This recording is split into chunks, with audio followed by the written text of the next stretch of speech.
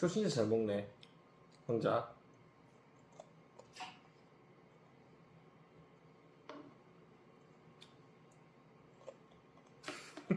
안녕하세요, 아빠 육아입니다. 요즘 아이 밥 먹이는 시간 솔직히 전쟁 아니신가요? 아이는 입국 닫고 절대 안 먹으려고 하고 부모는 한 숟갈이라도 더 먹이려고 하고 이거 먹으면 간식 줄게, 한 입만 먹고 핸드폰 보자, 책 읽어줄게, 장난감 줄게, 이렇게 온갖 방법을 다 써보게 됩니다. 저도 똑같았습니다. 처음에는 그냥 한 입만 더 먹이려고 시작했는데 어느 순간 보니까 아이 입에 밥을 넣어주려는 제가 계속 조건을 걸고 있더라고요. 심지어 아이는 밥보다 뭘 해주면 먹을지를 더 따지기 시작했습니다. 그런데 여기서 중요한 건 이 방법 사실 대부분의 부모가 쓰고 있지만 아이 식습관을 더 망칠 수 있는 방법이라는 겁니다.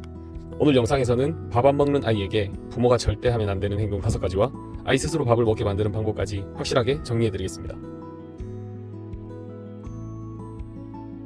첫 번째, 조건 걸고 먹이는 행동입니다.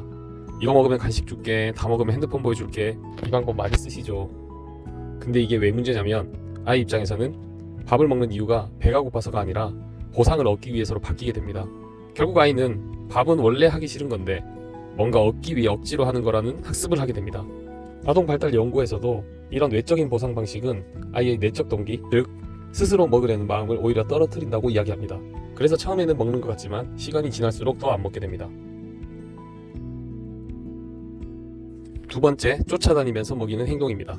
아이 따라다니면서 한 숟갈 먹이는 경우 많으시죠?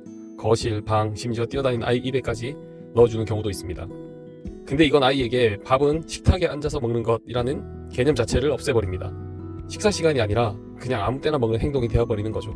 그래서 나중에는 배가 고파도 식탁에 앉지 않게 됩니다. 세 번째, 억지로 한 숟갈 더 먹이는 행동입니다. 한 입만 더 먹자, 이것까지만 먹자, 이 말 정말 많이 하게 되죠. 근데 아이 입장에서는 이게 식사가 아니라 스트레스가 됩니다. 아이들은 싫은 경험이 반복되면 그 상황 자체를 피하려고 합니다. 그래서 밥 먹는 시간은 싫은 시간, 이렇게 연결이 되어버립니다. 아이 식습관에서 가장 중요한 건 자율성과 긍정적인 경험인데 억지로 먹이는 순간 이 두 가지가 동시에 깨어지게 됩니다. 네 번째, 먹는 양을 부모 기준으로 정하는 행동입니다. 부모 입장에서는 이 정도는 먹어야지라는 기준이 있죠. 근데 아이마다 식사량은 다 다릅니다.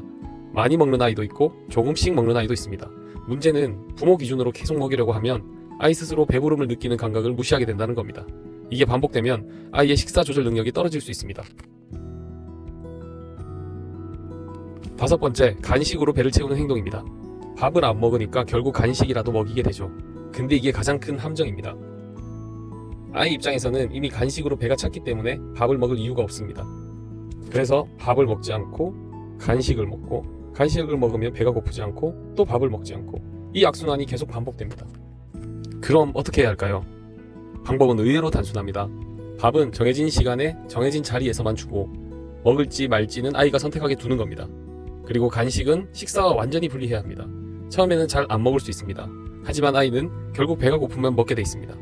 중요한 건 부모가 계속 먹이려고 하는 게 아니라 아이 스스로 먹게 만드는 환경을 만들어주는 겁니다. 밥 안 먹는 아이를 보면 부모 마음은 정말 조급해집니다. 그래서 뭐라도 더 해주고 싶고 한 입이라도 더 먹이고 싶죠. 근데 아이 식습관에서 가장 중요한 건 지금 한 끼가 아니라 평생 습관입니다. 오늘 말씀드린 부모가 절대로 하지 말아야 할 5가지, 이것만 피해도 아이의 식사 습관은 분명히 달라집니다.